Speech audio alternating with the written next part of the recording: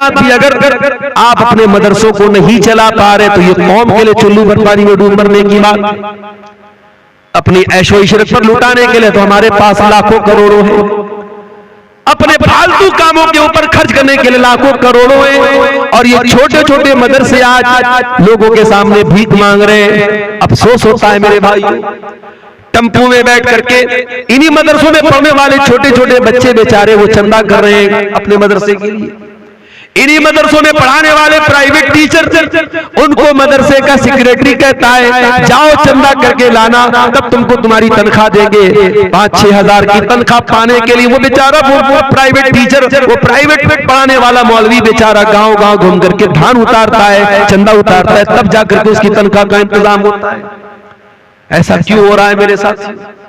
क्या ये उलमा की तहकीर नहीं है? क्या ये उलमा की तौहीन नहीं है कि आज आपने अपने उलमा को भिखारी बना के रख डाला है? मेरे भाइयों, होना तो ये चाहिए था कि इन उलमा के आपके दरवाजे तक पहुंचने की नौबत ही ना आती, आप खुद उन तक पहुंच के जाते। मौलाना, मुझे अल्लाह ने लाखों का मालिक बनाया है, ये मेरे माल की ज़कात है, इस माल की ज़कात में से मैं आपके मदरसे को भी दे रहा हूँ, मैं इन गरीब बच्चों के ऊपर भी खर्च कर रहा हूँ, मैं इन यतीम बच्चों के ऊपर भी खर्च कर रहा हूँ। होना तो ये चाहिए, मगर हो क्या रहा है कि ज़कात देने के लिए भी आज हम ये चाहते हैं कि लोग भिखारी बन के हमारे दरवाजे पर। इसीलिए मैं अक्सर कहता हूं कि हमें सिस्टम को बदलना पड़ेगा, हमें सिस्टम को बदलना पड़ेगा। ज़कात देने का जो तरीका हमारे यहाँ है, इस तरीके को हमें बदलना पड़ेगा। ये ज़कात देने का सही तरीका नहीं है। मेरे अजीजों, मेरे प्यारे भाइयों, इल्म की कदर करो, उलमा की कदर करो। प्यारे नबी ने हमको ये सबक भी दिया है, अपने बच्चों का हक कुर्बान करके दीन सीखने वाले बच्चों की कदर करो। आज आप कभी मदरसों के हॉस्टल में जाके देखिए, छोटे छोटे बच्चे जो पढ़ते बेचारे, इन छोटे छोटे बच्चों पर जिम्मेदारियों का कितना पहाड़ आ जाता है। आपका बच्चा जहां चाहे वहां खेल रहा है, कपड़े मेले हो जाते हैं, घर में आता है उसकी माँ उसके कपड़े धुल रही है। मदरसों में पढ़ने वाले छोटे छोटे बच्चे ये बहुत सोच समझ के खेलते हैं, कपड़ा ज्यादा गंदा हो जाएगा तो धुलना तो हम ही को है। बेचारे बैठ करके अपना कपड़ा धुल रहे हैं। छोटे छोटे 10 साल के 12 साल के बच्चे अपने हाथों से सारा काम कर रहे हैं, अपने कपड़ों पर इस्त्री भी कर रहे हैं, अपने कपड़ों को भी धुल रहे हैं। आपके बच्चे को तो उसकी मां नहलाती है, ये बच्चे मदरसों में जाते हैं, इनको खुद अपने सारे काम करना है। और फिर जैसे ही पढ़ाई का टाइम हुआ, अगर जरा सी ताखीर होगी, मौलवी साहब की छड़ी भी मौजूद है, छड़ी उनकी पीठ पर पड़ गई, आपके बच्चे को कोई एक थप्पड़ मार दे, आप फौरन दौड़ करके जाते हैं। हमारे बच्चे को किसने मारा? वो बच्चा जो हॉस्टल में गया है, माँ बाप की नजरों से दूर है, उसको डिसिप्लिन में रखने के लिए कभी उस्ताद ने मार भी दिया, कभी उसकी पीठ पे 2-4 छड़ी पड़ भी गई, वो बेचारा रो तो देता है, उसकी आंखों से आंसू तो आ जाते हैं, मगर न माँ उसके पास है न बाप उसके पास है वो शिकायत कर सके, वो अपने दिल के दर्द का इजहार कर सके। इतनी कुर्बानियों के बाद, और आपके गांव में तो जागीरों का भी निजाम है, घर घर जाकर ये बच्चे टिफिन लेकर के जाते हैं, भिखारी बन के उनको खाना मिलता है, फिर वो खाना खा के बेचारे बच्चे पढ़ते हैं। कितने मदरसे ऐसे जहां मतबक नहीं है और जागीर का निजाम है, और बच्चे उसी सिस्टम से खाना खाते हैं और फिर पढ़ लिख करके वो आलिम बनते हैं। इतनी कुर्बानियों के बाद जब वो इंसान आलिम बनता है, मेरे भाइयों, उस आलिम की कदर किया करो। मैं ये नहीं कहता उसको फरिश्ता मान लो, हाँ वो भी इंसान है, वो भी इंसान है। तुमसे गलती होती है तो उससे भी हो सकती है, तुम्हारे कदम बहकते तो उससे भी बहक सकते हैं। अगर उससे गलती भी हो जाए, उससे अगर गलत काम भी हो जाए, मैं ये नहीं कहता कि आलिम की गलती को नजरअंदाज कर दिया जाए, मगर हाँ कम से कम एक आलिम का जो मकाम है उसका लिहाज रखा जाए। कोई ऐसा काम न किया जाए कि दुनिया उलमा से बदतर हो जाए, दुनिया उलमा से बदगुमान हो जाए। अपने उलमा को उनका मकाम दो, उनका हक दो मेरे प्यारे साथी। इसीलिए अल्लाह के प्यारे नबी फरमाते हैं, मन सलक तरीकन यतलुबु फीहि इल्मन सहलल्लाहु लहू तरीकन इलल जन्ना। जो इल्म दीन सीखने के लिए घर से निकलता है वो जन्नत के रास्ते पे जाता है, वो जन्नत के रास्ते पे चल रहा है। व इन्नल आलिम ला यस्तगफिरु लहू मन फिस समावाति वल अर्ज़ि। और आलिम के लिए जमीन व आसमान की तमाम मखलूकात मग़फ़िरत की दुआएं करती हैं, हत्तल हीतान फिल मा, यहां तक कि पानी की मछलियां भी आलिम के लिए मग़फ़िरत की दुआ करती है। आपका बेटा अगर आलिम बनेगा, अगर वो वाकई में आलिम बनेगा और उसके इल्म से लोग फायदा उठाएंगे। मेरे प्यारे साथियों, आप दुनिया से चले जाएंगे, आपका बेटा दुनिया से चला जाएगा, जब उसकी किताबें पढ़ी जाएगी, जब उसके इल्म से लोग फायदा उठाएंगे, उसके लिए दुआ करेंगे, उस दुआ का आपको भी फायदा मिलेगा। औलाद की हर नेकी का सवाब माँ बाप को भी मिलता है, क्योंकि जरिया तो माँ बाप होते हैं। इसलिए अपने बच्चों में से किसी एक बच्चे को जरूर आलिम बनाना, किसी एक बच्ची को जरूर आलिमा बनाना। मैं अक्सर कहता हूं, एक बच्चे को इल्म दीन की राह में लगाना। और आज के इस दौर में मेरे प्यारे साथियों, जब कदम कदम पे आपको जरूरत पड़ेगी दीन सीखने की, तो आपके घर में कोई एक इंसान तो ऐसा हो जो आपको दीन की बातें बता। कल मौलाना फजल हक मुबारकपुरी के जनाजे में जब मैं गया, उनके 6 बेटे और 6 के 6 बेटे हाफिज और आलिम। अल्लाहु अकबर। बड़ा बेटा जनाजा की नमाज पढ़ा रहा है, बाकी सारे बेटे भी पीछे खड़े हैं। ये मंजर देख के दिल पर बड़ा असर हुआ कि ये इंसान जिसका जनाजा रखा हुआ है, ये उलमा का बाप है। मेरे भाइयों, आलिम बनना ये कमाल है, मगर उससे बड़ा कमाल ये कि आप उलमा के बाप बन जाएं, आपके बच्चे उलमा बन जाएं, आपके सब बच्चे आलिम दीन बन जाएं। ये बहुत बड़ी बात है। मेरे अजीजों, इस दौर में जब हम ये देख रहे हैं कि अल्लाह तबारक व तआला हमसे नाराज है, हमें इन बातों का ख्याल करने की जरूरत है। और एक आखिरी बात बयान करके बात खत्म करूंगा कि आज हमारी तबाही और बर्बादी की एक बहुत बड़ी वजह जो मुझे समझ में आती है कि हम पूरी तरीके से दुनिया परस्त बन चुके हैं, दुनियादार बन चुके हैं, दुनिया के नशे में डूबे हुए हैं। मेरे प्यारे साथियों, हमारा दीन हमसे ये नहीं कहता कि तुम दुनिया हासिल न करो, दुनिया तलब न करो। हमारे नबी ने और हमारे अल्लाह ने हमको जो दुआएं सिखाई हैं, उनमें दुनिया मांगने का भी हुक्म दिया गया है। कुरान में सबसे बेहतरीन दुआ क्या सिखाई यही, रब्बना आतिना फिद दुनिया हसना व फिल आखिरति हसना व क़िना अज़ाबन्नार। ऐ परवरदिगार, हमको दुनिया की भलाई भी अता फरमा और आखिरत की भलाई भी अता फरमा और जहन्नम की आग से हमको बचा। हमारे प्यारे नबी क्या दुआ किया करते थे, अल्लाहुम्मा अस्लिह ली दीनी अल्लज़ी हुवा इस्मत व अमरी। ऐ अल्लाह, मेरे दीन को ठीक कर दे, मेरे मामले की बुनियाद मेरे दीन पर है। वो अस्लिह ली दुनियाया अल्लती फीहा माशी। और अल्लाह, मेरी दुनिया को भी ठीक कर दे, क्योंकि मुझे जिंदगी तो दुनिया में गुजारना है। वो अस्लिह ली आखिरती अल्लती इलैहा मादी। और ऐ अल्लाह, मेरी आखिरत को भी ठीक कर दे, क्योंकि मरने के बाद लौट के वहां जाना है। हमारे नबी ने ये दुआ हमको सिखाई है। तो दुनिया हमें हासिल करना है, मगर दुनिया को सब कुछ मत समझना मेरे प्यारे साथी, दुनिया को सब कुछ मत समझना। ये दुनिया आपके काम तभी तक आएगी जब तक आप जिंदा हैं। जिस दिन आपका इंतकाल हो जाएगा, मौत आएगी, ये दुनिया साथ छोड़ देगी मेरे साथियों। ये जो जमीनें आपने दूसरों की हड़पी है, ये जो हक मारा है दूसरों का, ये सारी जमीनों जायदाद छोड़ करके सब ठाट पड़ा रह जाएगा। जब लाद चलेगा बंजारा, खाली हाथ दुनिया में आए थे और खाली हाथ जाना पड़ेगा। इसलिए दुनिया से उतना ही दिल लगाओ जितने के ये लायक है। दुनिया से उतना दिल न लगाओ जो इसकी जिससे ज्यादा इसकी औकात नहीं है। असल तैयारी आखिरत की करो मेरे प्यारे साथी। हम जुमा के दिन नमाज पढ़ते हैं, जुमा की इमाम साहब पहली रकात में सूरह आला पढ़ाते हैं, क्या कहते हैं, बल तुतिरूनल हयात दुनिया वल आखिरतु खैरुन व अबका। अल्लाह कहता है मेरे बंदो, तुम दुनिया को तरजीह देते हो, दुनिया को सब कुछ समझते हो, दुनिया के लिए इतनी मेहनत करते हो और आखिरत के लिए कुछ नहीं करते। वल आखिरतु खैरुन व अबका, आखिरत तो ज्यादा बेहतर है, ज्यादा बाकी रहने वाली है।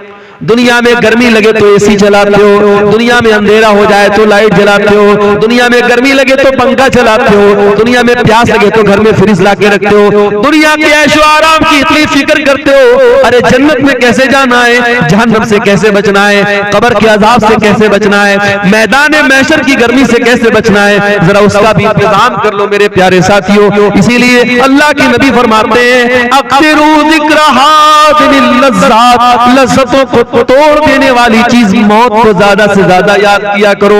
आपसे पूछा गया, अय अल्लाह के नबी सबसे अक्लमंद कौन है? आपने फरमाया, अक्सरुहुम ज़िक्रन लिल मौत, जो मौत को सबसे ज्यादा याद करता है, वह इस्तिदादन लिमा बादहू, और मौत के बाद की तैयारी करता है।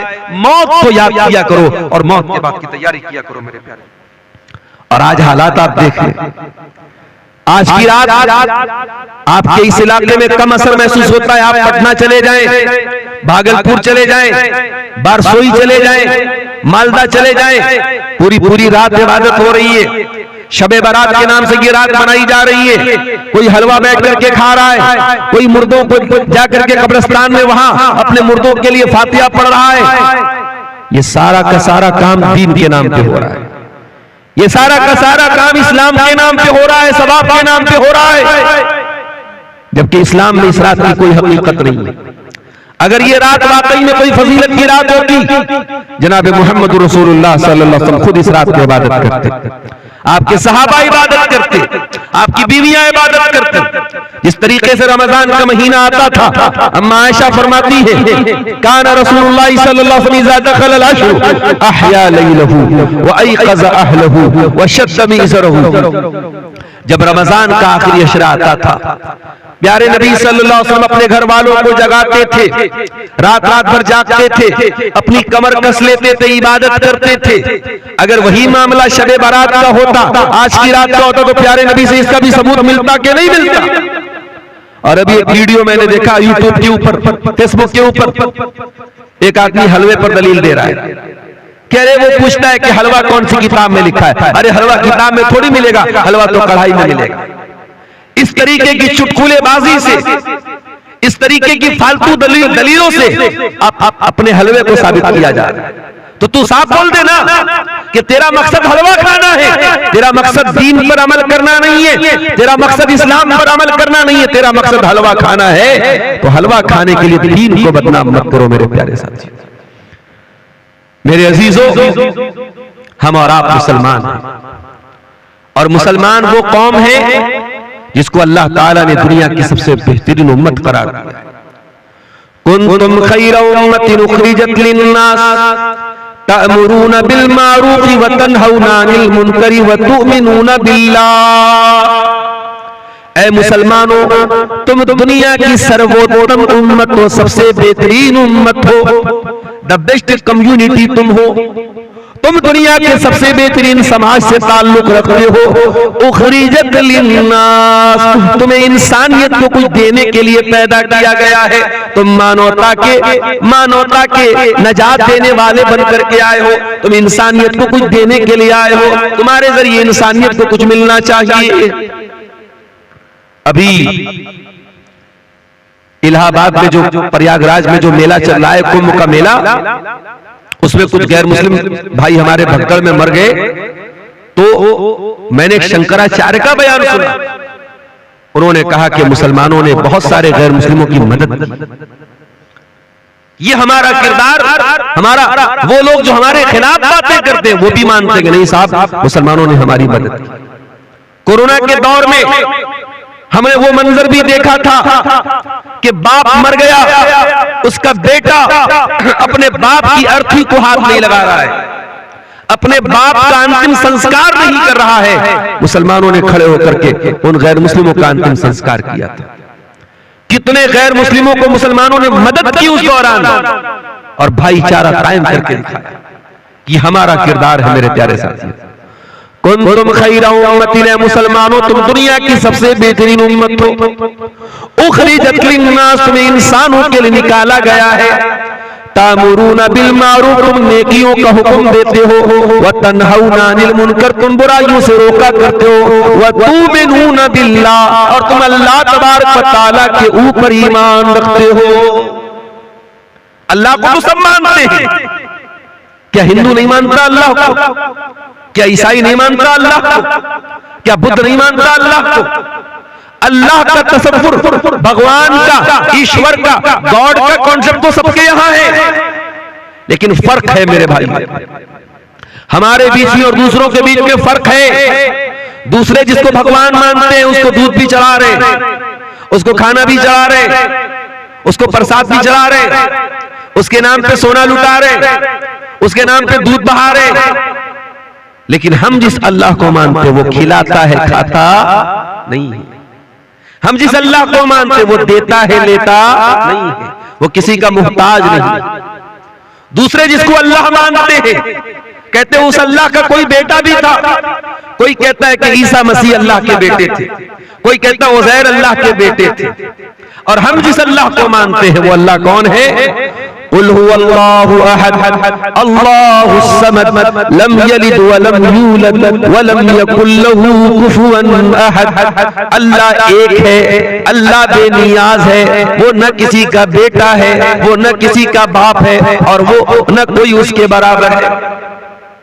तो हम अल्लाह के ऊपर ईमान रखते हैं, हम अल्लाह को वैसे मानते हैं जैसे अल्लाह ने मानने का हुक्म दिया है। ये फर्क है हमारे और दूसरों के बीच। कभी आप गौर कीजिए, दुनिया में बहुत सारा काम हो रहा है अल्लाह को राजी करने के नाम पे। कोई शादी नहीं कर रहा है, पूछो क्यों नहीं कर रहे हो? अरे नहीं शादी करेंगे, औरत के चक्कर में पड़ेंगे, ईश्वर को नहीं खुश कर सकते, अल्लाह को नहीं खुश कर सकते। अल्लाह को खुश करने के लिए शादी नहीं कर रहा है। कोई अल्लाह को खुश करने के लिए अपनी मर्दानगी को खत्म कर देता है, कोई ऊपर वालों को खुश करने के लिए जिंदगी भर नंगा रहता है, नागा कहलाता है। कोई ऊपर वाले को खुश करने के लिए अपने बदन के बालों को कटवा देता है, अपने जिस्म को तकलीफ देता है। अल्लाह ने हमें और आपको मुसलमान बनाया मेरे प्यारे साथी। वमा जअला अलैकुम फिद्दीन मिन हरज, अल्लाह ने जो दीन हमको अता किया उस दीन के अंदर कोई तकलीफ देने वाला हुक्म नहीं है। कोई ऐसा हुक्म नहीं है जिसमें हमें तकलीफ हो, जिसमें हमें परेशानी हो, जिसको पूरा करने में हमको प्रॉब्लम आए। सफर की हालत में हम जाते हैं, इंसान घर में जितना कंफर्टेबल रहता है सफर की हालत में नहीं रहता। शरीयत ने सफर में आपको नमाज पढ़ने का हुक्म तो दिया, मगर आपकी सफर की तकलीफों को देख करके शरीयत ने आपको आसानी दी। 4 रकात वाली नमाज को 2 रकात पढ़ लेना, मगरिब को इशा के साथ पढ़ लेना, जोहर को असर के साथ पढ़ लेना इजाजत दे दी, छूट दे दी आपको सफर की हालत में। सर्दी का मौसम आया, पानी बहुत ठंडा है और आपके ऊपर गुस्ल वाजिब हो गया, आप नापाक हो गए। अगर गुस्ल करते हैं तो बीमार हो जाने का डर है और पानी गर्म करने का कोई रास्ता नहीं है, तो क्या करेंगे? फतयम्ममू सईदन तय्यबा, शरीयत ने तयम्मुम करने का हुक्म दिया। मोजा पहने हुए आप सर्दी से बचने के लिए, चाहे वो कॉटन का मोजा हो चाहे वो चमड़े का मोजा हो, सफर की हालत में आप 3 दिन तक, अगर आपने वजू करके मोजा पहना है तो 3 दिन तक और 3 रात तक आप मोजा पहने रहिए, उतारने की जरूरत नहीं है। जब वजू टूट जाए वजू कीजिए, पैर को धोने की जरूरत नहीं है, मोजा पहने रहिए, पैर के ऊपर मसा, बस ये हमारा दीन है मेरे प्यारे साथी। वमा जअला अलैकुम फिद्दीन मिन हरज, हमने तुम्हें वो दीन दिया है जिस दीन में कोई दिक्कत नहीं है, कोई परेशानी नहीं। हम उस दीन के मानने वाले हैं जिस दीन में शादी ब्याह करने का भी हुक्म दिया गया, बीवी बच्चों का हक अदा करने का हुक्म दिया गया। हमारा दीन हमको रहबानियत नहीं सिखाता, हमारे दीन में शादी न करने वाले को पसंद नहीं किया गया। कोई लड़का कोई लड़की शादी के काबिल हो, शादी न करे, इस्लाम में इसको अच्छा करार नहीं दिया गया। हम तो जन्नत में भी जाएंगे तो वहां भी कुंवारे नहीं रहेंगे, जन्नत में भी हमारी कोई बीवी होगी, जन्नत में भी हम डबल होंगे, हम सिंगल नहीं होंगे। सिंगल रहने वालों को अल्लाह पसंद नहीं करता। कोई औरत बेवा हो गई, कोई किसी मर्द किसी की बीवी का इंतकाल हो गया, अगर वो शादी कर सकता है तो शरीयत कहते उसको शादी करना चाहिए। बेवा औरत अकेली न रहे, मुतल्लका औरत अकेली न रहे, आदमी बीवी के इंतकाल के बाद अकेला न रहे, वो जब भी रहे अपने लाइफ पार्टनर के साथ रहे, अपनी शरीक हयात के साथ रहे। और ताकत अगर अल्लाह ने आपको दी है और इंसाफ कर सकते हो तो शरीयत ने आपको 1 नहीं 2 नहीं 3 नहीं 4 तक आपको शादी करने की इजाजत दी है। ये इस्लाम है मेरे प्यारे साथियों, ये अल्लाह का दीन है जो हमें और आपको मिला है। हम तो उस उम्मत से ताल्लुक रखते हैं कि जब मुसलमानों को हुक्म दिया गया कि खाने काबा की तरफ मुंह करके नमाज पढ़ो, कल तक वो बैतुल मुकद्दस की तरफ मुंह करके नमाज पढ़ते थे। जब खाने काबा की तरफ मुंह करके नमाज पढ़ने का हुक्म मिला तो यहूदियों ने मजाक उड़ाया, कहा कि देखो भाई मुसलमानों का तो कोई ठिकाना ही नहीं है, कल कहीं और मुंह करके नमाज पढ़ रहे थे और आज खाने काबा की तरफ नमाज पढ़ रहे मुंह करके। तो अल्लाह ने क्या फरमाया, सयक़ूलु सुफ़हाउ मिनन्नासि मा वल्लाहुम अन क़िबलतिहिम अल्लती कानू अलैहा क़ुल लिल्लाहिल मशरिक़ु वल मग़रिबु यहदी मन यशाउ इला सिरातिन मुस्तक़ीम। ऐ नबी, कुछ बेवकूफ लोग बोलेंगे कि मुसलमानों को उनके किबला से किस चीज ने हटा दिया। ऐ नबी, जवाब दे दो, अल्लाह का हुक्म आ गया, इसलिए मुसलमानों ने किबला बदल दिया। और पूरब का और पश्चिम का मालिक तो अल्लाह है। अल्लाह जिसको चाहता है सिरात मुस्तकीम का रास्ता दिखा देता है। वकज़ालिका जअलनाकुम उम्मतन वसता, और ऐ मुसलमानों, हमने तुमको दुनिया की सबसे बेहतरीन उम्मत बनाया, तो तुम्हारा किबला भी दुनिया का सबसे बेहतरीन किबला बनाया। आज साइंटिस्ट बोलते हैं कि जो खाने काबा है ये दुनिया का मिडिल है, दुनिया का सेंटर है खाने काबा। जो हमारा किबला है वो दुनिया का भी किबला है, वो दुनिया का मिडिल है, दुनिया का सेंटर है। मेरे प्यारे साथी, हमारा किबला सबसे अच्छा, हमारे नबी सबसे अच्छे, हमारा दीन सबसे अच्छा, और हमें जो किताब मिली कुरान, वो किताब भी सबसे अच्छी किताब। वो किताब ऐसी कि 6 साल का बच्चा कुरान का हाफिज है और फर फर फर पूरा कुरान तरावी में खड़ा होकर सुना देता है। दुनिया के किसी और मजहब की मिसाल ला के दिखा दो, दुनिया के किसी और मजहब में मिसाल ला के दिखा दो कि उस मजहब की आसमानी किताब को 6 साल का बच्चा भी याद कर ले और तरावी की नमाज में खड़ा होकर सुना दे। ये एजाज भी अल्लाह ताला ने अपनी किताब को दिया है। इन्ना नहनु नज़्ज़लना ज़िक्रा व इन्ना लहू लहाफ़िज़ून। इस कुरान को हमने उतारा है, इसकी हिफाजत हम करेंगे। 6 साल के बच्चे को हाफिज बना के इस कुरान की हिफाजत हम करेंगे, और कुरान की तफसीर में कोई गड़बड़ी न कर पाए, कुरान के माना और मतलब में कोई गड़बड़ी न कर पाए, इसका भी इंतजाम हम करेंगे। हम उलमा की जमात तैयार करेंगे, हम कुरान और हदीस बयान करने वाले उलमा को खड़ा करेंगे जो हर दौर में कुरान का सही मतलब लोगों को बयान करेंगे। इन्ना नहनु नज़्ज़लना ज़िक्रा व इन्ना लहू लहाफ़िज़ून। इस कुरान को हमने उतारा है, इसकी हिफाजत भी हम करेंगे। हलवा खोर लोग इस कुरान की गलत तहरीर नहीं कर पाएंगे। अपने पेट की दुकान चलाने वाले इस कुरान का गलत मतलब बयान करेंगे, मगर हम उलमाए हक को खड़ा करेंगे तो कुरान का सही मतलब दुनिया को बयान करेंगे। तो मेरे अजीजों, हम उस कुरान के मानने वाले लोग, मगर आज ये जूते क्यों पड़ रहे हमारे ऊपर? जिसका जी चाहता है हमें लाभ सुना देता है, हमारी मस्जिदों को टेढ़ी नजर से देखने लगता है, हमारे मदरसों को बंद करने की बात करने लगता है, हमारे उलमा को सलाखों के अंदर डलवा देता है। क्यों? ये जिल्लत के हालात क्यों है मेरे प्यारे साथी? इसका जवाब अल्लाह ताला सूरह रात के अंदर देता है। इन्नल्लाह ला युगय्यिरु मा बिक़ौमिन हत्ता युगय्यिरु मा बिअन्फुसिहिम। अल्लाह ताला किसी कौम के हालात को तब तक नहीं बदलता जब तक वो कौम अपने करतूतों को न बदल ले। जब तुम अपने करतूतों को बदलोगे हम तुम्हारे हालात को बदल देंगे। कल तक तुम इज्जतों को बचाने वाले बन करके आए थे, तुम दुनिया को हया का दर्ज देने वाले बन के आए थे, आज तुम खुद बेहया बन गए। तुम दुनिया को ला इलाहा इल्लल्लाह का पाठ पढ़ाने आए थे, आज कब्रों पर सजदा करने वाले बन गए। कल तुम मुहम्मदुर रसूलुल्लाह का कलमा पढ़ने आए थे, आज बिदअतों के पैरोकार बन गए।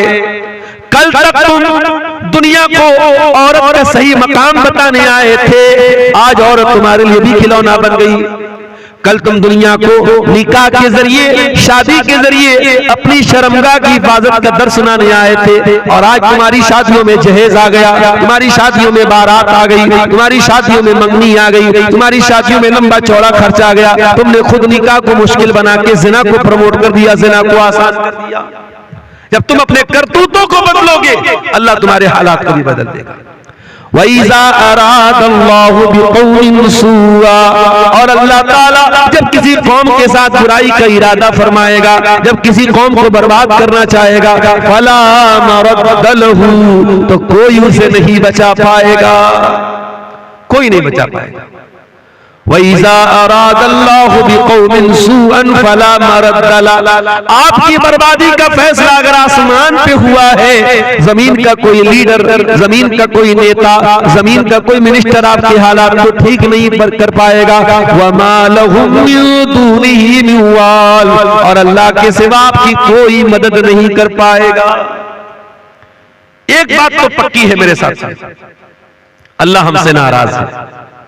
इतना तो मानते हो ना कि अल्लाह नाराज है, और अल्लाह हमसे ज्यादा नाराज है। अब आप पूछे मौलाना साहब अल्लाह हमसे ज्यादा क्यों नाराज है? अरे हम जितने भी बुरे, हम तो मुसलमान हैं। कोई अल्लाह को नहीं मानता, कोई अल्लाह को गाली देता है, उससे भी ज्यादा अल्लाह हमसे नाराज है। हाँ, उससे भी ज्यादा अल्लाह हमसे नाराज है। आइए मैं आपको बताता हूं। एक बाप के 5 बेटे हैं, 2 बेटे बड़े नाफरमान हैं, बाप की बात नहीं मानते, बाप की कदर नहीं करते, बाप हमेशा उनसे नाराज रहता है। लेकिन 3 बेटे ऐसे हैं जो बाप के बड़े लाडले बेटे हैं, बड़े लायक बेटे हैं, बाप की बड़ी इज्जत करते हैं, बाप का हक अदा करते हैं। अगर वो 3 लायक बेटे जो बाप के बड़े लाडले बेटे हैं, अगर वो 3 लायक बेटे अगर वो गलत हो जाएं, वो गड़बड़ हो जाएं, वो बाप के नाफरमान बन जाएं, वो गलत काम करने लगे, तो बाप को ज्यादा तकलीफ होती है। जो 2 बिगड़े हुए वो तो बिगड़े ही हुए, जो 3 बाप के लाडले बेटे हैं अगर वो गलत काम करते तो बाप को ज्यादा तकलीफ होती है, बाप ज्यादा नाराज होता है, बाप ज्यादा गुस्सा होता है। मेरे अजीजों, मेरे भाइयों, ये मैंने एक मिसाल आपको समझाने के लिए दी है। अल्लाह रब्बुल आलमीन हमसे बहुत मोहब्बत करता है, हम उसके महबूब नबी की आखिरी नबी की उम्मती है। उस अल्लाह ने हमको बहुत नवाजा है, लेकिन जो काम यहूदियों ने किया था वो काम अगर हम करेंगे तो अल्लाह हमको माफ नहीं करेगा। अल्लाह ने यहूदियों को भी बहुत नवाजा था। या बनी इस्राईल अज़्कुरू निअमती अल्लती अनअमतु अलैकुम व अन्नी फद्दलतुकुम अलल आलमीन। ऐ बनी इस्राईल, हमने तुमको बहुत नेमतों से नवाजा। रेडीमेड खाना उतरता था आसमान से बनी इस्राइल, कभी हमारे लिए रेडीमेड खाना नहीं उतरा। बनी इस्राइल के रेडीमेड मन्नो सलवा उतरता था। उलमा ने लिखा है कि मन जो होता था ये हलवा टाइप का, मीठी चीज कोई चीज थी, और सलवा जो था ये कोई परिंदा था। रेडीमेड गोश्त मिल रहा है, रेडीमेड मिष्टी मिल रही है, मिठाई मिल रही है, और इतने कमबख्त थे कि ये रेडीमेड खाना उनको मिल रहा था, तब भी उनको पसंद नहीं आया। और उन्होंने कहा कि ऐ मूसा, अपने रब से कहो कि हमें ककड़ी चाहिए, हमें तरकारी चाहिए, हमें सब्जी चाहिए, हम रोज रोज ये मन्नो सलवा नहीं खाएंगे। बड़े नखरे उठाए गए बनी इस्राइल के, बड़ी अल्लाह ताला ने उनके ऊपर करम किया, मगर बनी इस्राइल ने क्या किया? ज़ुरिबत अलैहिमुज़्ज़िल्लतु वल मस्कनतु व बाऊ बिग़ज़बिन मिनल्लाह। जलील कर दिया अल्लाह ताला ने, रुसवा कर दिया अल्लाह ताला ने, अल्लाह का गजब उनके ऊपर नाजिल हुआ। इतनी लाडली कौम थी अल्लाह की, अल्लाह ने इतना नवाजा था, मगर दुनिया की सबसे जलील कौम बन गई। जलील कौम बन गई दुनिया की मेरे प्यारे साथी, इतनी जलील कौम बन गई। मुसलमान नमाज में खड़ा होता है, सूरह फातिहा पढ़ता है, क्या कहता है? इहदिनस सिरातल मुस्तकीम सिरातल लदीना अनअमता अलैहिम गैरिल मग़दूबि अलैहिम वलद्दाल्लीन। सूरह फातिहा पढ़ता है मुसलमान, क्या कहता अल्लाह से? इहदिनस सिरातल मुस्तकीम, अल्लाह हमको सिरात मुस्तकीम पे चला, हिदायत के रास्ते पे चला, सही रास्ते पे चला, इस्लाम के रास्ते पे चला। कभी आपने गौर किया?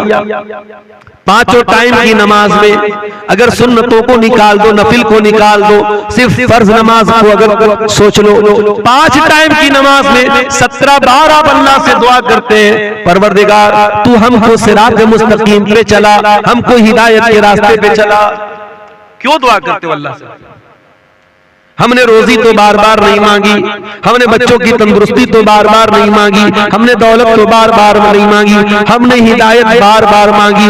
इहदिनस सिरातल मुस्तकीम, हाय अल्लाह तू सिरात मुस्तकीम पे चला, इसलिए कि हिदायत से बड़ी कोई नेमत नहीं है, हिदायत से बड़ी कोई दौलत नहीं है। मेरे प्यारे साथियों, इसी मुल्क में करोड़ों लोग ऐसे हैं जो जाहिल नहीं, पढ़े लिखे लोग हैं।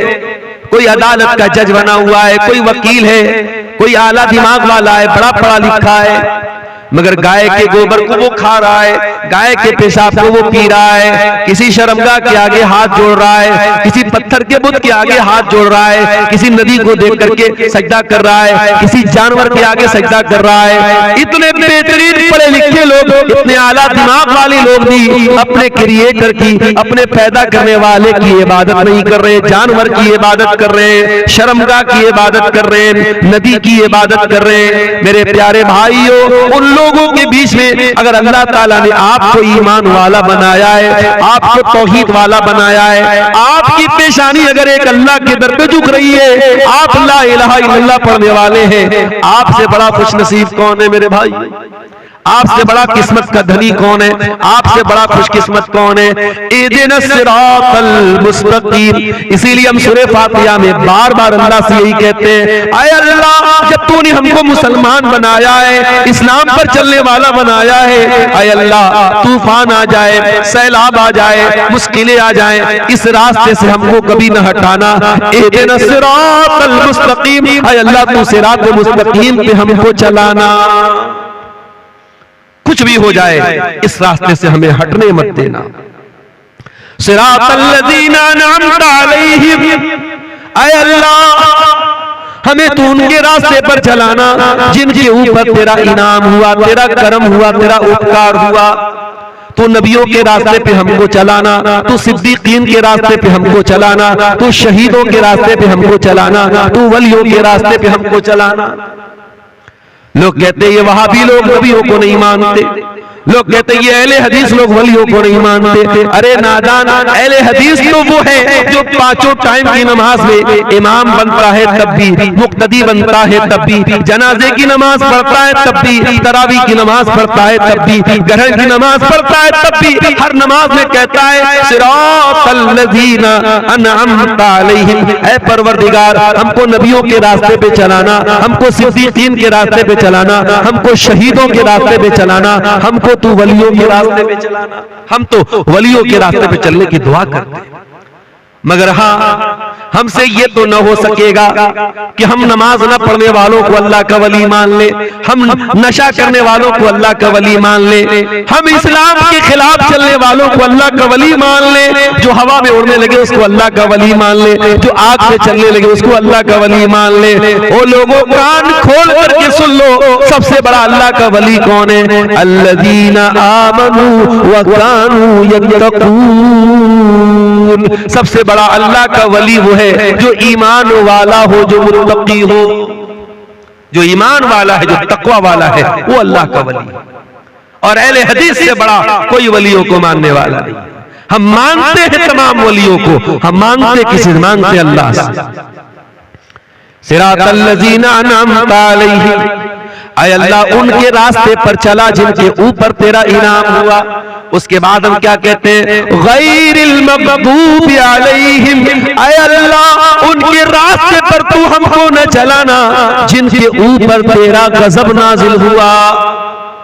अब जरा बताना सिकटिया वालों, वो बटरहा वालों, वो आसपास के गांव से आने वाले भाइयों, जरा बताना, ईमानदारी से बताना कि किन के ऊपर अल्लाह का गजब नाजिल हुआ, किन को अल्लाह ने मग़लूब अलैहिम कहा, और किन के रास्ते से बचने की हम हर नमाज में दुआ कर रहे हैं। गैरिल मग़दूबि अलैहिम, ऐ अल्लाह, तू उनके रास्ते पर हमको न चलाना जिनके ऊपर तेरा गजब नाजिल हुआ, जिनसे तू नाराज हुआ, जिनसे तू गुस्सा हुआ। कौन मुराद है? इससे यहूदी मुराद है, इससे यहूदी मुराद है। और हम पांचों टाइम की नमाज में अल्लाह से कहते हैं, अल्लाह, हमें यहूदियों के रास्ते पे न चलाना। ये यहूदी तो बड़े अच्छे लोग थे, अल्लाह के बड़े लाडले लोग थे, अल्लाह के बड़े चहेते लोग थे, अल्लाह ने बड़ा इनाम से इनको नवाजा था। मगर जब ये यहूदी हराम खोर हो गए, ये सूद खोर हो गए, ये ब्याज खोर हो गए, ये नबियों को कत्ल करने लगे, ये नबियों का मजाक उड़ाने लगे, जब ये अल्लाह को नाराज करने लगे तो क्या हुआ? फबाऊ बिग़ज़बिन मिनल्लाह, अल्लाह के गजब के हकदार बन गए। ओ मुसलमानों, कान खोल करके सुन लो, अल्लाह का कानून सबके लिए बराबर है। जो काम यहूदियों ने किया वही काम हम करेंगे तो हम भी अल्लाह के गजब के हकदार बन जाएंगे। और आज अल्लाह के गजब के हकदार हम बन चुके हैं। हर तरफ से जूते पड़ रहे हमारे ऊपर, हर तरफ से जलील हो रहे हैं, अल्लाह के गजब के हकदार बन रहे मेरे साथ। हम अल्लाह से क्या कहते हैं, आए अल्लाह तो उनके रास्ते पे हमको न चलाना जो जिनके ऊपर तेरा गजब नाज़िल हुआ। अच्छा, यहूदियों के यहाँ सबसे बड़ा क्राइम क्या था, सबसे बड़ा अपराध क्या था? यहूदियों का सबसे बड़ा गुनाह क्या था जानते हो? यहूदियों के पास अल्लाह की किताब तौरात थी, यहूदी जानकार थे, इल्म भी था उनके पास, लेकिन जानकारी होने के बावजूद और इल्म होने के बावजूद यहूदी अल्लाह की नाफरमानी करते थे, इल्म के ऊपर अमल नहीं करते थे। ओ सीमांचल वालों, पूरे हिंदुस्तान में सबसे ज्यादा जलसे आपके इलाके में होते हैं, सारे बड़े बड़े मुकर्रिरीन आपके इलाके में आते हैं, सबसे ज्यादा तकरीरें आपके यहाँ सुनी जाती है। असर से लेकर फजर तक पूरे दुनिया में कहीं जलसा होता है, आपके यहाँ होता है। ये तकरीरें, ये जलसे, ये प्रोग्राम आप अगर सुन रहे हैं और इस इल्म के ऊपर अगर आपका अमल नहीं है तो ये बहुत खतरनाक बात है। भाई मोटी मोटी बात तो सबको मालूम है ना। कौन सा ऐसा मुसलमान है जो नहीं जानता कि पांचों टाइम की नमाज फर्ज है? सबको मालूम है, इन्ना सलाता कानत अलल मुमिनीना किताबम मौकूता, बेशक नमाज अपने टाइम के ऊपर फर्ज है, नमाज अपने टाइम के ऊपर फर्ज है। रात भर तकरीर सुनने वाला अस्सलातु खैरुम मिनन नौम की आवाज सुन के सोया पड़ा रहे तो कान खोल करके सुन लो, ये यहूदियों का तरीका है कि इल्म तो है लेकिन अमल नहीं है। रात भर आपने पर्दे पर तकरीरें सुनी, हया पर तकरीरें सुनी, सुबह आपकी जवान बेटी बेपर्दा होकर घर से निकल रही है, आपकी खूबसूरत बीवी अपना चेहरा खोल करके गांव में घूम रही है। इसका मतलब कि इल्म तो है लेकिन अमल नहीं है। आपने उलमा की तकरीरों में सुना कि निकाह को आसान करो, निकाह को आसान करो, ज़िना को मुश्किल कर दो। आपने तकरीरों में सुना प्यारे नबी ने फरमाया खैरुन निकाही ऐसरुहु, सबसे ज्यादा बरकत वाला निकाह वो है जिसको आसान किया जाए। आसान निकाह सबसे अच्छा निकाह है। मगर आपने रात में तकरीर की सुना, आपके घर में शादी थी, बेटे की शादी है, भतीजे की शादी है, 100 लोगों से बारात भी लेके जा रहे हो, लड़की वालों से डिमांड भी कर रहे हो, जहेज की रकम भी मांगी जा रही है, कोई कार ले रहा है, कोई 2 व्हीलर ले रहा है, कोई कुछ ले रहा है, कोई कुछ ले रहा है, बाकायदा डिमांड करके जहेज भी लिया जा रहा है। इसका मतलब कि इल्म तो है लेकिन अमल नहीं है, और ये बहुत खतरनाक बात है। अतामुरून अन्नासा बिल बिर्रि व तंसौन अनफुसकुम व अंतुम ततलूनल किताब। ऐ यहूदियों, तुम अल्लाह की किताब को पढ़ते हो, तुम तौरात को पढ़ते हो और लोगों को नेकी का हुक्म देते हो और अपने आप को भूल जाते हो। ऐ यहूदियों, ये बहुत गलत काम है जो तुम करते हो। जो काम यहूदियों ने किया वही काम हम भी तो कर रहे हैं मेरे प्यारे साथी। कौन ऐसा मुसलमान है जो नहीं जानता कि सूद और ब्याज हराम है?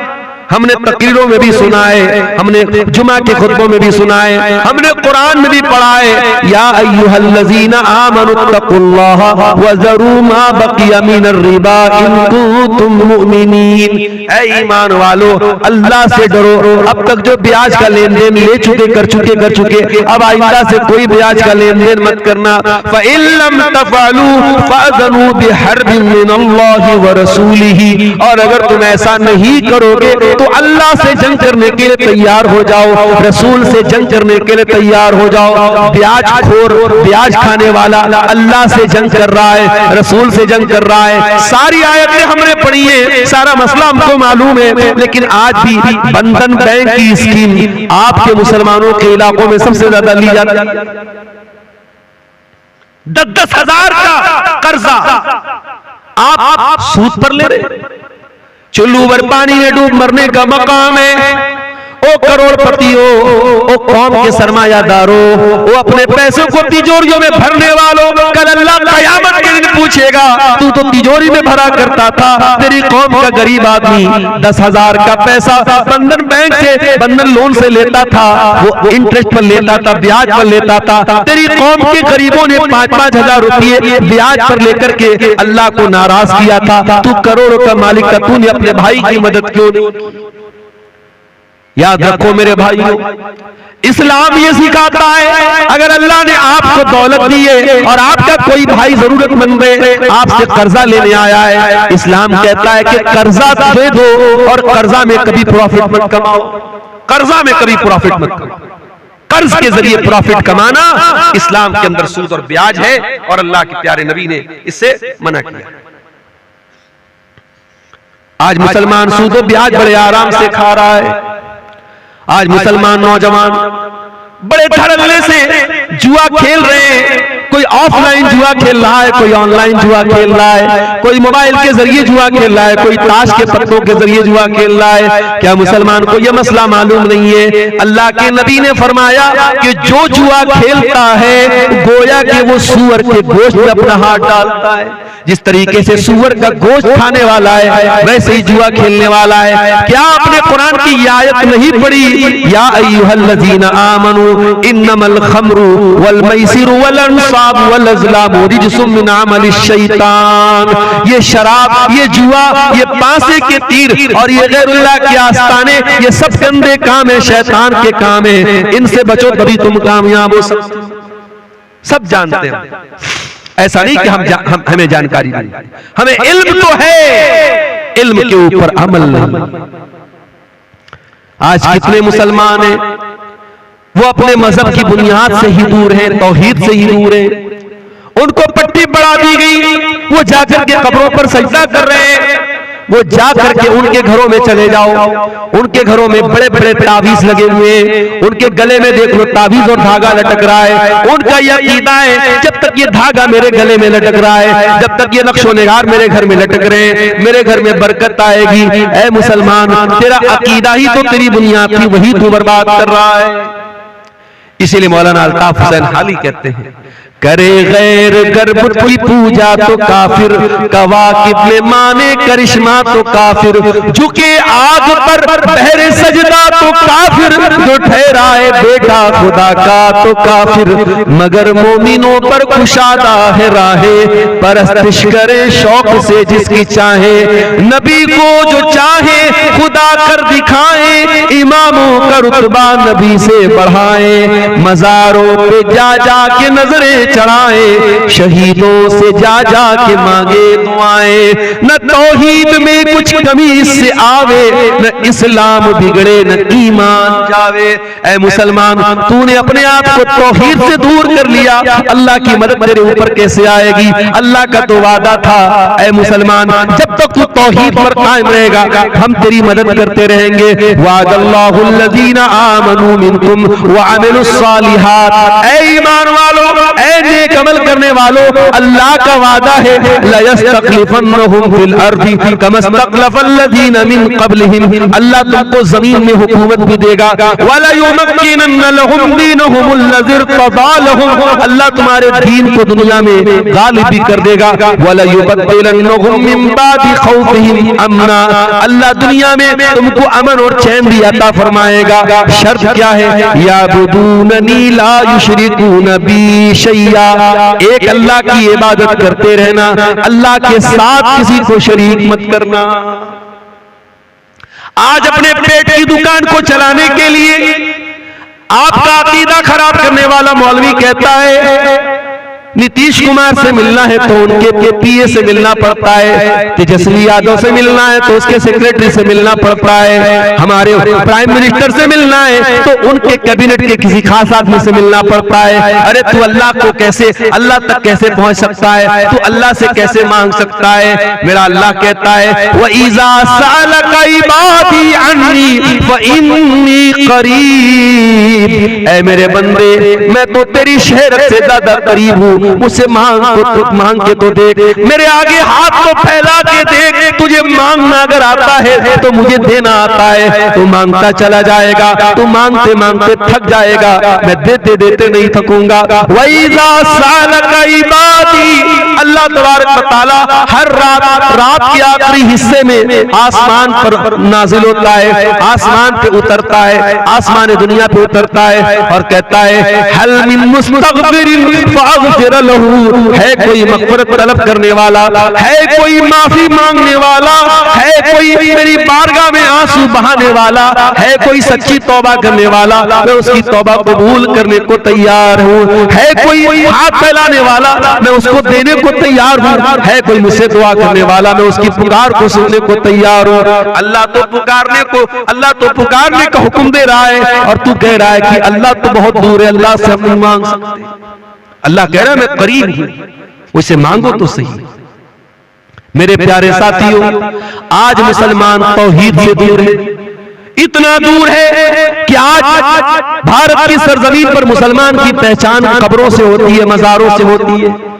आज जैसे दूसरे मजहब वालों का एक निशान होता है, हमारे हिंदू भाइयों का ओम बना रहता है, ईसाइयों का उनका क्रॉस बना रहता है, इसी तरीके से सिख मजहब वालों का उनकी पगड़ी होती है। मुसलमान की पहचान क्या है? बहुत सारे कैलेंडर पर आप देखेंगे अजमेर की तस्वीर लगी रहती है, मजार की तस्वीर लगी रहती है। आज इन मजारों को, इन कब्रों को आपकी पहचान बता दिया गया।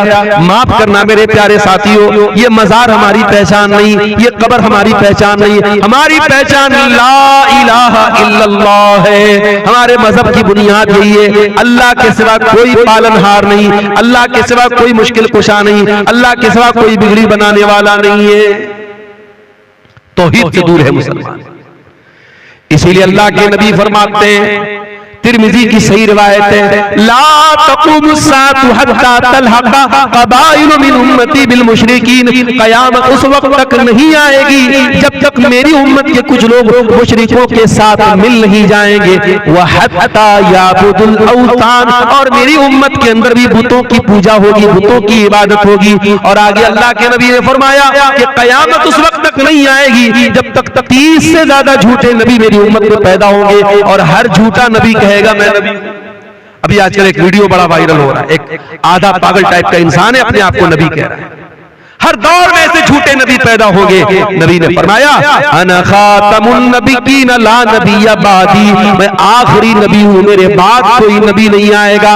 मेरे बाद अगर कोई अपने आप को नबी कहता है तो समझ जाओ कि वो झूठा है, वो कज़्ज़ाब है, वो दज्जाल है। मैं आखिरी नबी हूं, मेरे बाद कोई नबी नहीं आएगा।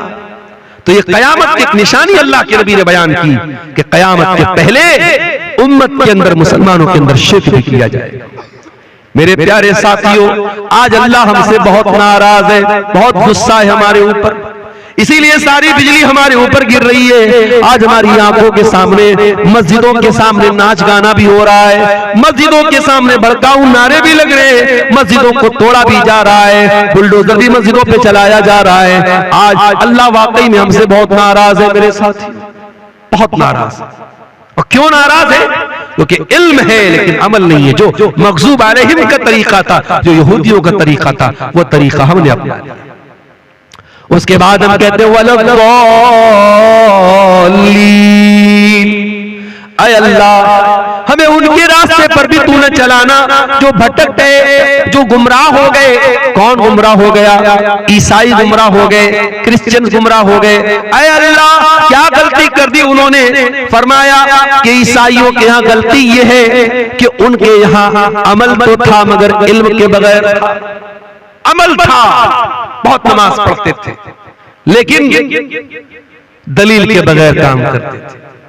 ईसाइयों की यहाँ रहबानियत भी थी, उन्होंने औरत से अपने आप को दूर कर लिया, शादी नहीं करते थे, बीवी बच्चों से दूर रहते थे और उन्होंने ये समझा कि इससे अल्लाह राजी हो जाएगा।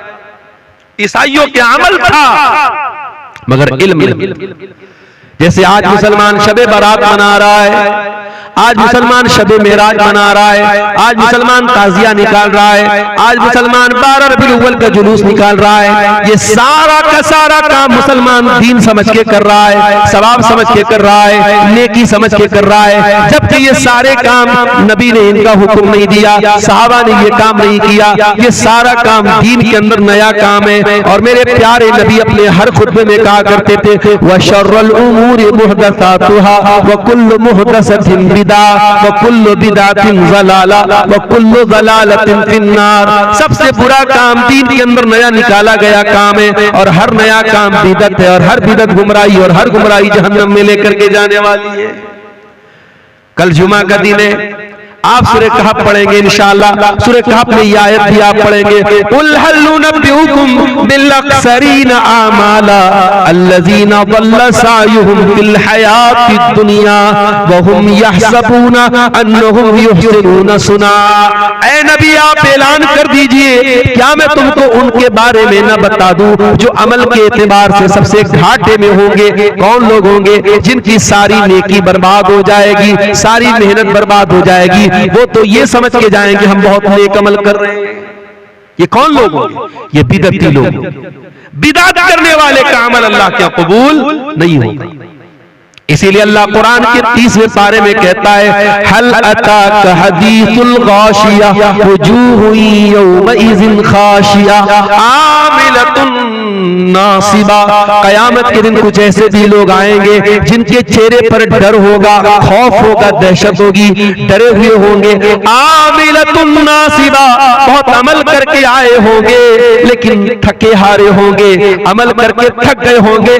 तस्ला नारन हामिया, भड़कती हुई जहन्नम की आग में डाले जाएंगे। अमल करके आएंगे मगर जहन्नम की आग में डाले जाएंगे। क्यों? क्योंकि अमल बगैर दलील के था, अमल के ऊपर मोहम्मद अकरम की मुहर नहीं थी। मेरे साथ ये नोटबंदी का वाकया किस सन में हुआ था? 19 में हुआ था, 18 में, 17 में। मुझे याद है 2017 में जब नोटबंदी हुई थी, इत्तेफाक से जिस तारीख को नोटबंदी हुई थी मेरा प्रोग्राम किशनगंज में था और उसी दिन हमारे प्राइम मिनिस्टर साहब का ऐलान हुआ था कि आज से पुराने नोट बंद। अब पूरे मुल्क में एक डर का आलम बन गया। बेचारी औरतों ने कहां छुपा के पैसा रखा था, सब निकालना पड़ा उनको, सब उनकी पोल खुल गई।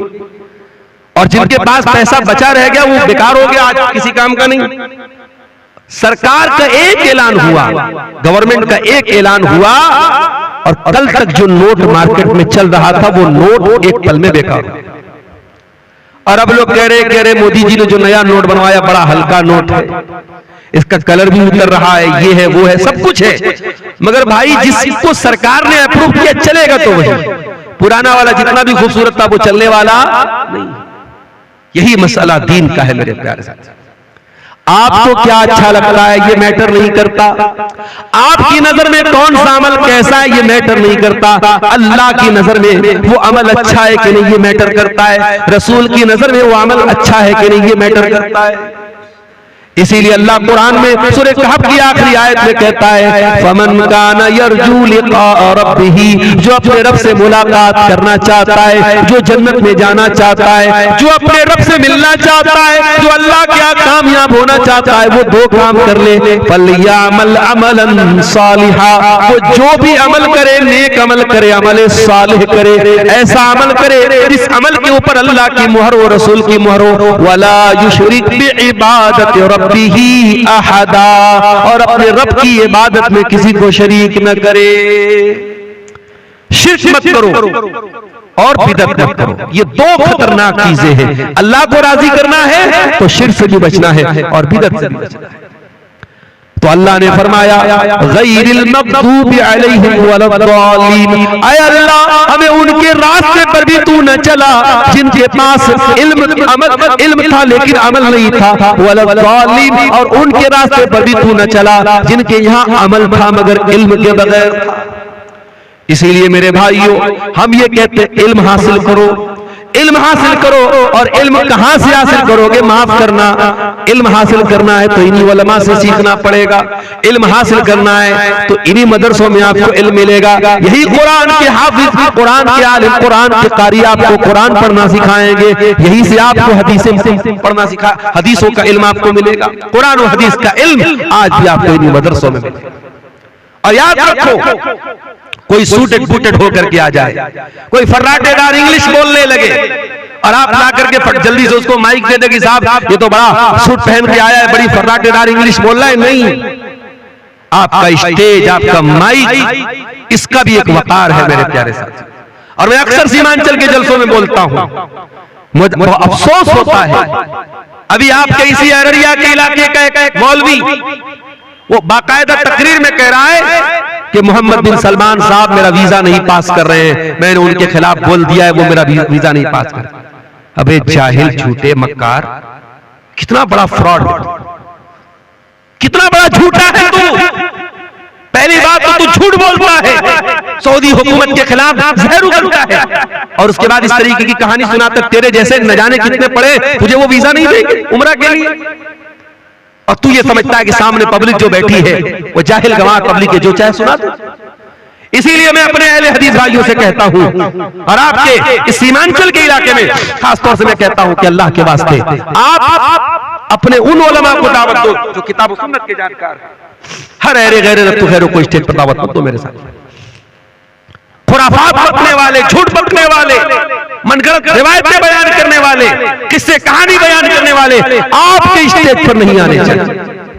इस स्टेज का एक वकार है, इस स्टेज की एक हुर्मत है, उसको पामाल मत होने देना मेरे साथ। इल्म सीखना है तो उलमा, मुहद्दिसीन ने क्यों नहीं सबसे हदीस ले ली, और क्या क्यों सही और ज़ईफ का फर्क था, क्यों हदीसों में सही और ज़ईफ का फर्क किया जाता था। अगर आपके स्टेज पर हर आदमी आ सकता है, कोई भी बयान कर सकता है, कोई शायर आकर तो उल्टी सीधी शायरी पढ़ सकता है, तो माफ करना ये स्टेज अहले हदीस का स्टेज नहीं। अल्लाह के प्यारे नबी फरमाते इन्नल्लाह ला यक़बिज़ुल इल्मा इंतिज़ाअन यंतज़िहु मिनल इबाद। क़यामत के पहले कैसा दौर आएगा, अल्लाह ताला दुनिया से इल्म को उठा लेगा। सवाल पैदा हुआ, इल्म कैसे उठेगा? क्या किताबें खत्म हो जाएंगी? क्या मदरसे बंद हो जाएंगे? क्या लाइब्रेरियां बंद हो जाएंगी? फरमाया नहीं, लाइब्रेरी भी मौजूद होगी, किताबें भी होंगी, लेकिन अल्लाह ताला उलमा को उठा लेगा। उलमा दुनिया से धीरे धीरे चले जाएंगे, हत्ता इज़ा लम युबक़ी आलिमन, यहाँ तक कि जब उलमा चले जाएंगे, इत्तख़ज़न नासु रुऊसन जुहाला, लोग जाहिलों को मुफ्ती बना लेंगे, लोग जाहिलों को स्टेज, मैं आज की ज़बान में तर्जुमा कर रहा हूँ, लोग स्टेज दे देंगे जाहिलों को, जाहिल मसला बयान करेगा, जाहिल हलाल बयान करेगा, जाहिल हराम बयान करेगा। अरे जो खुद कुरान और हदीस का जानकार नहीं है, वो आपको हलाल और हराम बता रहा है, वो मसला बता रहा है। ऐसा आदमी जब मसला बताएगा तो क्या करेगा, फज़ल्लू वज़ल्लू, खुद भी गुमराह होगा, दूसरों को भी गुमराह करेगा। इसलिए उलमा से इल्म हासिल करो, और इल्म हासिल करो मेरे प्यारे साथ। आज इतना बड़ा इलाका है, आज सर्वे करके जाके देख लेना। मैं तो रात में तकरीर करता हूँ, सुबह निकल जाता हूँ। मौलाना हुसैन साहब आपसे बड़ी जिम्मेदारी के साथ कहता हूँ, जाओ जरा गांव गांव सर्वे करके खाली इतना पता लगा लो कितने लोगों को जनाजे की नमाज की दुआएं आती हैं। जो जलसे में सबसे आगे आगे रहते थे, जिनके मोबाइल पर उलमा के बयानात मौजूद थे, उनको भी जनाजे की नमाज का तरीका नहीं आता, जनाजे की नमाज की दुआएं नहीं आती। कितने अफसोस की बात है, बाप मर गया, बेटा खड़ा होकर जनाजे की नमाज पढ़ रहा है, वो इस काबिल भी नहीं है अपने बेटे की जनाजे की अपने बाप की जनाजे की नमाज पढ़ सके। मेरे भाई, इससे तो बेहतर था कि हम बे औलाद होते। औलाद वाले होकर के क्या फायदा, हमारी औलाद हमारे लिए जनाजे की नमाज न पढ़ सके, हमारी औलाद हमारे मरने के बाद हमारे लिए मग़फ़िरत की दुआ न कर सके। मेरे प्यारे साथियों, अपने बच्चों में से एक बच्चे को कम से कम आलिम बना दो, एक बच्ची को आलिमा बना दो, कम से कम सारे बच्चे दुनियादारी में लग जाएं। एक बेटा आपका ऐसा तो हो जब वो हाथ उठाए तो अपने बाप के लिए दुआ करे, रब्बिरहमहुमा कमा रब्बयानी सगीरा।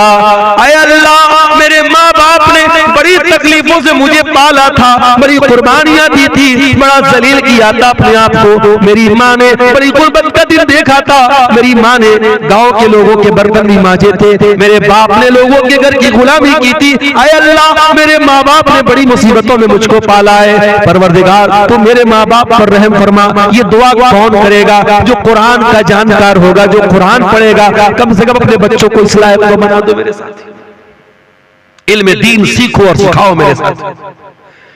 आज हालात ये है, पूरे इंडिया की बात मैं नहीं कर रहा हूं, आपके सीमांचल की बात कर रहा हूं। इतना बड़ा जलसा होता है, मदरसों को चलाने के लिए जलसा कराया जाता है, मैं आमतौर से चंदा नहीं करता, मुझसे भी लोग कहते मौलाना थोड़ा चंदा कर देना। ये मजबूरी क्यों आ गई? क्यों आपको मदरसों को चलाने के लिए जलसा कराना पड़ रहा है? ये भी बहुत बड़ा सवाल है।